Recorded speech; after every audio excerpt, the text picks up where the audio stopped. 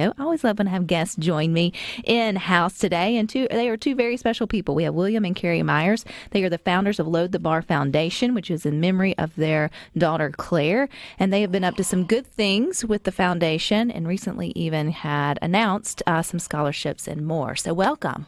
Thank you.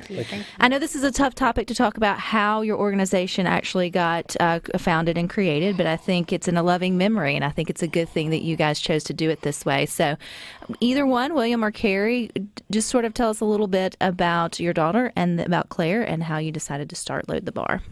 So Claire was the most friendliest little thing, but she was tough. And so she got into powerlifting, and that just became her niche, and that became her way to shine. And so she really, really loved it. And then when we lost her, we wanted a way to give back to the sport that she loved. And so we founded Load the Bar Foundation. And since then, we have been raising money just to give away money. We've given scholarships at the high school level every year since she passed in 2021. And this year was our biggest year. We gave 4 scholarships at the high school level and at 4 different high schools. And then we also was able to establish a scholarship at East Central Community College in her memory as well. Which I think it's even cooler, not cooler that she's a female and a power lifter, right? Absolutely. Which I love that part of the story too, and that she had found her niche. So how old was Claire, William, whenever she came to you and was like, you know what, I want to try a new sport, Dad. I want to try powerlifting. Or did you take the sport to her? How did she find the sport of powerlifting? As far as how she found it, I was lifting weights, helping some other teenagers at football, and they wouldn't let her lift because of her age, which is absurd, really. I mean, because I understand for the health and safety reasons of a gym, you have to have some guidelines. But how old was she then? She's probably 10 or 11 then at that time. But when she got into junior high, the Newton County started a powerlifting team, and she wanted to try.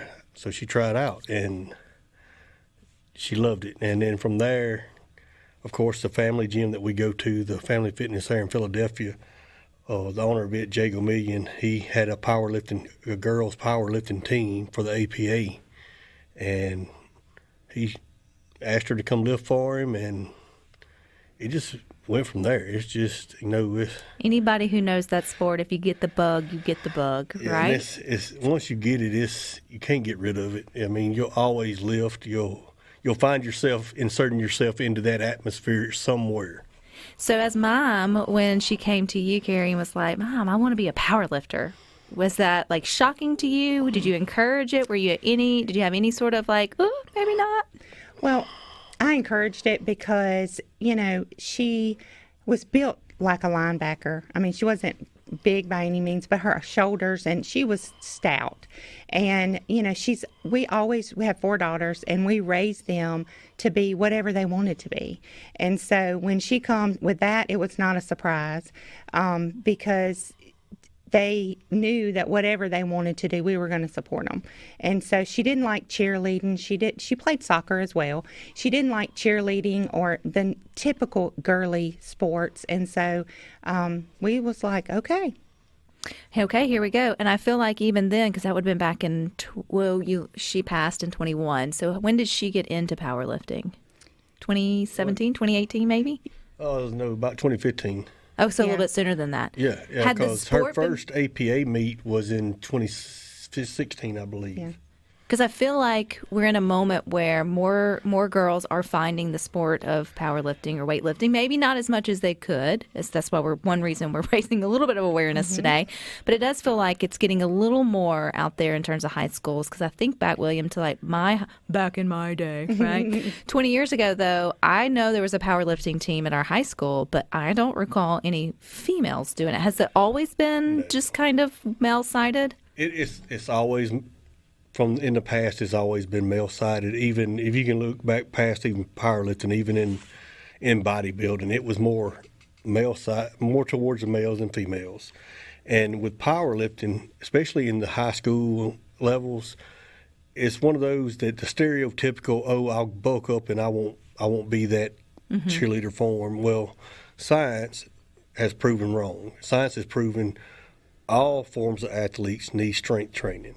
And I think that's really is what is pushing the powerlifting even further into the female genre as far as them getting involved in it, because they're seeing the side effects or the good side effects of lifting in all aspects of sports, whether it be volleyball, softball, soccer, any of it. I mean, you can see the good that it does for the body and the athlete in that sport. So I think that's really what is pushing it forward.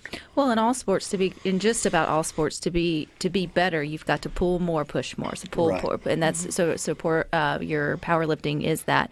In fairness too, girls just didn't have access to and not saying didn't have access like woe is us. We didn't have access to the weightlifting rings, and probably for good reason. You didn't want to mix all that in high school. Correct. I'm not sitting there at that. But young boys get exposed to benching, deadlifting, back squatting as soon as they get into football, basketball, baseball, all of that. And so I think that's also some of it. But what I'm just loving, regardless of the past, is just the present and the future. Looks like more young women are finding it. And with there being age and weight classes, there's not that stigma that you have to get it, big as strong as possible to still be competitive within what your body naturally wants to be, and which I think when more girls hear that, they're a little bit more comfortable of trying out the sport. That and to be honest, I think there are downsides to social media. Absolutely. I mean, there are downsides to it. I don't think anybody would disagree with you this morning or this afternoon. But on the same hand, there has been upsides to it because it's guiding it's guiding female athletes out there that do this and have this as a sport or just an outlet. And it's promoting those same sports to the people that would not have otherwise even paid it attention. And there's several young athletes out there in the high school level that are female that are doing great with it, and they're enjoying it. And it's become more than just a sport to them. It'll end up being a way of life to them, and that's just promoting good health. I totally can get behind that, and I can get behind encouraging more people of all ages because, yes, we're focusing on the fact that Claire was a high school student at the time and enjoying her passion, but or a college student. Yeah, she was a freshman. And then your scholarships, but also you can pick up powerlifting at any age. Absolutely. There's really no limit. Now, you may not be world champion at any age, but you pick up a load of laundry, you squat to use the bathroom, you push open the car door, pull. I mean, you're doing it all every day. Well, a good friend of mine and yours, David Alexander, I mean, he does more of the CrossFit or functional fitness, and in that, they have weight training in that as well, but it's daily movements that you're used to doing, and any type of exercise and strength training to me is my outlet, and that helps, and it's a great outlet. It's great for your body. You have sore days, you do. If you don't, part of it, you don't, you're not doing it right. That's what I've always been told. But I mean, I love anything that encourages this sport to grow within our state, and I think it's super cool. We've had so many outstanding youth athletes that, in my humble opinion, do not get nearly enough press or fanfare that have gone on and done nationals or been on a world platform for Olympic lifting or powerlifting and all the things. And I think, man, what a shame, because it's truly a craft that has to be honed like any other sport or skill, and not anyone can just wake up one morning, eat cornbread, and go pick up 500 pounds. Like, it's something that, it takes effort, and it takes like years of training to do so, and sort of belief in oneself. And anytime you start that, I think at any age, to me, that's definitely a good thing. And the fact that you guys use such a hard time to start a foundation like Load the Bar to open up other young women to the opportunity to do that, to me, I think is really cool. So we've got more with William and Carri Myers coming up next. It's just hot outside, guys, no matter what. But if you are watching us, you'll notice that we're continuing our conversation with William and Carri Myers. They started the Load the Bar Foundation in memory of their daughter, Claire, who loved the sport of powerlifting. And I was going through your Facebook page, which that's the best way to find out more about the Load the Bar Foundation. There was a memory on there. I think it was back, it didn't tell me when the memory was. Let's see. a couple of years ago, where she totaled the APA world records today. 3, I think, APA world records I saw, which I thought was incredibly powerful. She squatted 290 pounds, she benched 140 pounds, and she deadlifted 300 pounds. You're smiling, Mom. You remember that day, don't you? Mm-hmm. Yes, and that was when she had only been lifting maybe 2 years. So her personal records went up from there. She was 15. She was 15 years old, which is just incredible. And I love that you've chosen to continue her memory with the sport that she loved, to encourage other girls to find that sort of empowerment, inspiration, and then lifelong love of something that's going to provide them health benefits to come. I sort of mentioned the 3 lifts, though, but William, for those that think they know what powerlifting is, or maybe what they think powerlifting is not, how do you describe the sport of powerlifting? Describe the sport of powerlifting. Yes, with the 3 movements. 3 movements. Squat. Squat movement would be having a load on your, getting up under a barbell, lifting it off the rack, stepping back roughly 2 steps, and squatting to where your knees are parallel, or your legs are parallel to the floor.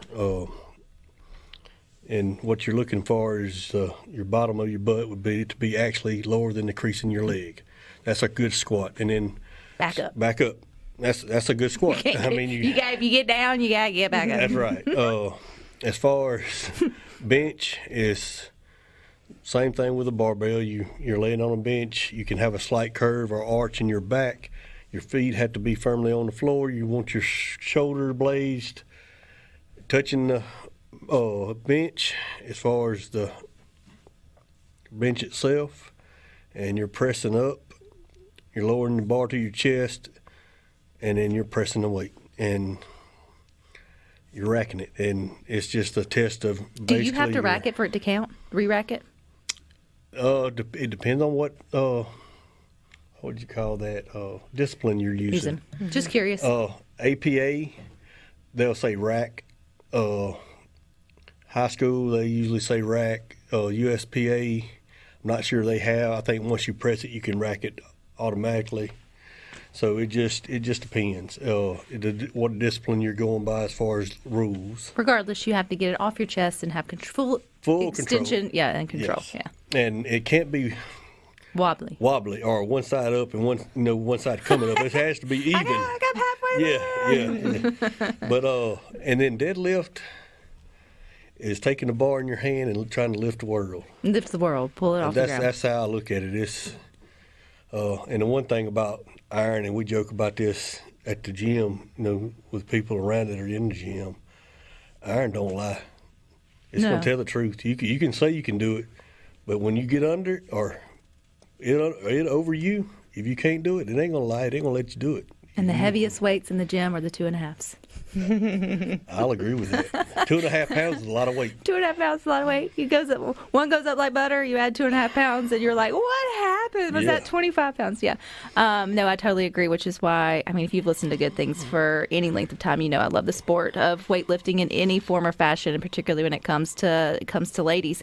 So you guys have used Load the Bar Foundation as a means to provide scholarships to people. Through that, you have events to raise those funds, Correct. right? Yes. Because scholarships cost money, So you have one coming up. What's the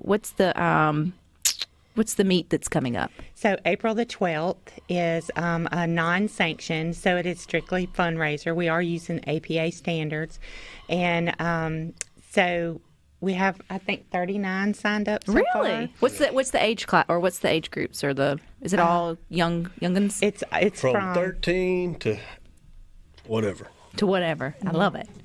Yeah, and so we're doing the lift, and we're going to be cooking some hamburgers and hot dogs and selling those. And, of course, we'll have our Load the Bar merchandise, and everything that we make off any event that we do is 100% given to, 100% of it goes to Load the Bar. We as a family, it usually costs me money to do stuff because, we buy things and do things for to do the events, and then all of the proceeds go to Load the Bar. So when is it, and where is it? April the 12th at Family Fitness in Philadelphia. April or August? I'm sorry, August. I was like, I got more time to train. Yes, I'm sorry. Senior. August the 12th, coming up, not this weekend, but the next. Yes. And it's going to be fun. Even if you haven't registered, we still have time to register. Just come out and watch. Because fun. this isn't a sanctioned event, should take the pressure off anyone who would be interested. And if you're listening, you're like, hey, this isn't for me, but I may have a grandson, granddaughter, or somebody that, you think that could do this. This would be a great way for them to test their strength, but also get a taste of the sport without it feeling so official. Like when you go to like an official meet, I know what that feels like. That's very overwhelming. Do you have to wear the bodysuit? You do have to wear the singlet, and I've gotten this question 100 times, and people, well, I don't understand why. Well, the singlet is not to make you feel uncomfortable. But it does, but it's okay. Everybody feels the way you think that you will feel in one. So just go ahead and putting that out there. No one's cute in those things. But the singlet is simply so that your judges at the meet can make sure your form is correct. And that's the only reason it's there. Is that you do have singlets that are what they call a squat suit that helps in squat, but that's really technical and mechanical gear. But for first-time lifters or somebody that thinks they want to get into the powerlifting, this is an excellent meet to come out. And it doesn't matter whether you're a teenager or you're an adult and you just want to try, see what you can do. This is the perfect time for it. So APA, what does that stand for? American Powerlifting Association. So if someone came and got the bug, or if someone, even in high school, is that an association that can support someone who wanted to continue their growth in the sport? Absolutely. Like in terms of, when I say local meets, driving distance, what does that look like for those that wanted to take it to the next level? Well, there are different. There's the American Powerlifting Association.